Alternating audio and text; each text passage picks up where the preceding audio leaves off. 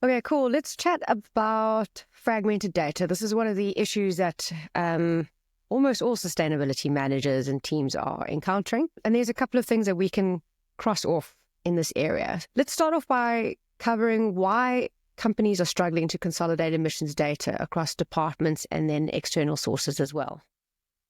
So I think the number one reason why companies struggle in this space is this isn't the data that they run their businesses on, at least from a financial standpoint, right? So for millennia, we use financial data to judge whether a business is doing good or bad, whether it's performing or not. And now we've created a new metric, right? Emissions, and that companies need to measure this data. And this data isn't the data that sits natively in a central location where they can easily access it. And I think that's a massive struggle for a lot of companies. Okay, and then how do data silos within organizations actually make emissions reporting more complex? I think this is a data problem that companies have in multiple different departments, but specifically in sustainability. What are the data silos actually doing? Well, I think the data that a sustainability team needs to measure emissions is spread across an organization, right? So the fleet management department may have data on the vehicles they have, the distance those vehicles traveled, but then may not have the fuel those vehicles used, right? The fuel the vehicles used may be sitting on receipts that drivers have, or in expenses that have been reimbursed, or in a system that captures the fuel cards that drivers use. So we potentially have 2 or 3 data sources just in something like fuel, right? When it comes to electricity and the kilowatt hours a company consumes, the finance department may have the amount of money spent on electricity, but the facilities management person might have the actual bill. And that bill may be sitting on a PDF document in someone's email inbox. And all of these kind of pieces of information, when you cover scope 1, scope 2, and then many more different locations when it comes to scope 3, are all sitting with different people within an organization in different departments and in different functions. And the sustainability team has to break down all of these silos and get the organization to share this information with them.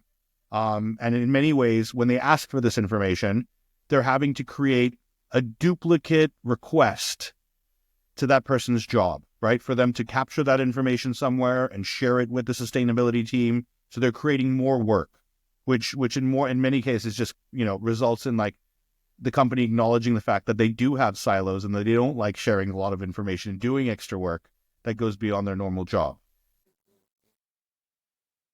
And what additional challenges does Scope 3 reporting introduce in terms of accessing external supplier data? I mean, scope 3 reporting, especially when you go into kind of like, the goods that you're purchasing and, the emissions associated with those goods, or the emissions associated with, the transport of goods that you are purchasing to your organization. And then of course, the other subcategories of scope 3, it's all external data, stuff that you don't have in-house as a company. Now, you either are collecting that data as you engage with suppliers before you even engage them as a supplier, right? When you're looking at potential vendors, or you're then retroactively engaging these suppliers after they've provided you with a good or a service. And you're having to chase down information. And I think a lot of sustainability teams, the first step is, well, let's send a survey to everybody. But the question is, do you need to send a survey to everybody? Probably not, because you need to be focusing on who's material to you. And then the second is, how do I send a survey? Should I be using my sustainability platform to do it? Should I be engaging with potential vendors before they become a supplier to me?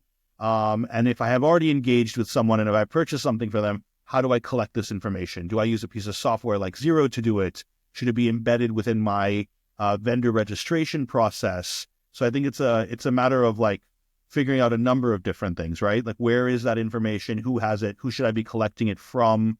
Who's important to collect it from? And then what's the best process within my organization to consistently collect this information? And I think sometimes it's just an ad hoc, let me start collecting supplier data. And I think that's a big challenge.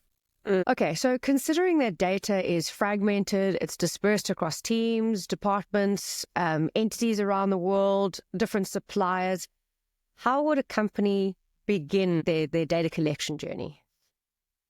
So I think well, you called it a data collection journey. So you already acknowledge that it is a data collection journey. I think many organizations believe it is, I need to report on my emissions journey. Yeah. And that's kind of where they stop. That's where the first mistake is. Your goal is not to kind of prepare a report on your emissions. Your goal is to master your data. Yeah. Because if you are a master of your data, then you are able to produce any report that you create. Right. And I think the steps to kind of mastering your data as an organization are understanding what are the business processes that create this data.